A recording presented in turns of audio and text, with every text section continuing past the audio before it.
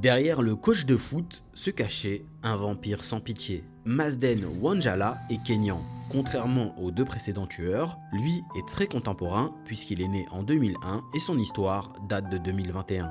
Son modus operandi consistait à se rapprocher de jeunes garçons en se faisant passer pour un coach. Une fois dans une zone reculée, il leur infligeait des sévices puis leur ôtait la vie. Il aurait même admis avoir bu leur sang, persuadé que cela lui donnait de la force.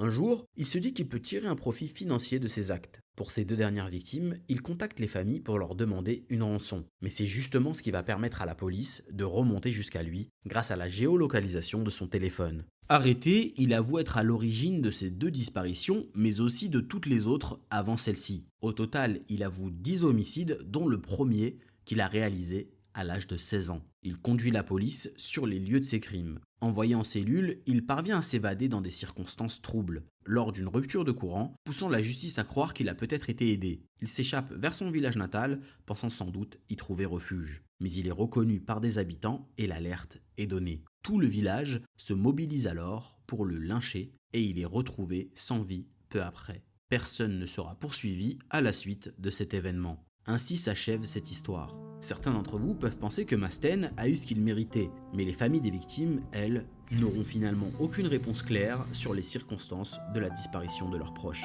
Si vous voulez en savoir plus sur cette histoire, dites-le moi en commentaire, à condition bien sûr d'avoir l'estomac bien accroché. À demain pour une nouvelle plongée dans le monde absurde des serial killers.